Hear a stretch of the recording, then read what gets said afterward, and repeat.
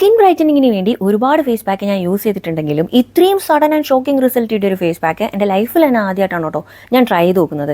എല്ലാ തവണത്തെയും പോലെ ഒരു നോർമൽ ഫേസ് പാക്ക് വീഡിയോ എന്ന രീതിയിലാണ് ഇന്ന് ഞാൻ ഈ വീഡിയോ ചെയ്ത് തുടങ്ങിയത്. പക്ഷേ ഇതിൻ്റെ റിസൾട്ട് കണ്ടപ്പോൾ സത്യം പറഞ്ഞാൽ ഞാൻ ഷോക്കായി പോയി കേട്ടോ. പാസ്ലി അല്ലെങ്കിൽ അയമോദക ചെടി, ഷീമമല്ലി എന്ന് കേട്ടിട്ടുണ്ടോ? സ്കിൻ ബ്രൈറ്റനിങ്ങിനും ആഗ്നി റെഡ്യൂസ് ചെയ്യാനും ഒക്കെ പണ്ട് മുതൽക്ക് തന്നെ ഉപയോഗിച്ച് വരുന്ന ഒരുപാട് ഔഷധ ഗുണമുള്ള ഒരു ചെടിയാണ് അയമോദക ചെടി. അപ്പോൾ ഇത് വെച്ച് എങ്ങനെയാണ് ഫേസ് പാക്ക് ഉണ്ടാക്കുന്നതെന്ന് കാണിച്ചു തരാം. നന്നായി കഴുകി വൃത്തിയാക്കിയ കുറച്ച് അയമോദക ചെടി എടുത്ത് ഒരു മിക്സിയുടെ ബ്ലെൻഡറിലിട്ട് നല്ലതുപോലെ അരച്ച് ഒരു ഫൈൻ പരുവത്തിലാക്കി എടുക്കണം. ശേഷം ഇത് ഫിൽറ്റർ ചെയ്യൊന്നും വേണ്ട കേട്ടോ. ഇനി ഇതിലേക്ക് ഒരു സ്പൂൺ അരവില ജെൽ, ഒരു സ്പൂൺ ഹണി, 2 സ്പൂൺ ഓട്സ്, പിന്നെ ഒരു നാരങ്ങയുടെ പകുതി നീരും കൂടി ചേർത്ത് നന്നായിട്ട് ആഡ് ചെയ്തെടുക്കണം. നന്നായിട്ട് ആഡ് ചെയ്ത് മിക്സ് ചെയ്തെടുക്കണം.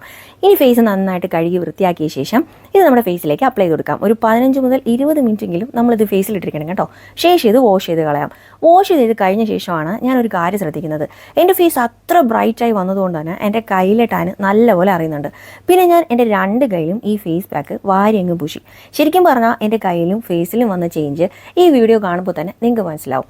ഒരുപാട് വൈറ്റമിൻസും ആൻറ്റി ഓക്സിഡൻസും ഒക്കെ അടങ്ങിയിട്ടുള്ള ഒരു ചെടിയാണ് അയമോദക ചെടി.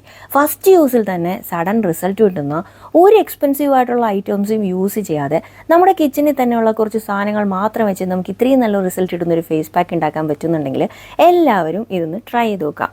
അപ്പോൾ അടുത്തൊരു വീഡിയോ ആയിട്ട് ഇനിയും കാണാം കേട്ടോ. ചച്ചാ. അപ്പോൾ ഈ ഫേസ് പാക്ക് എല്ലാവരും ഒന്ന് ട്രൈ ചെയ്ത് നോക്കണേ. ബൈ.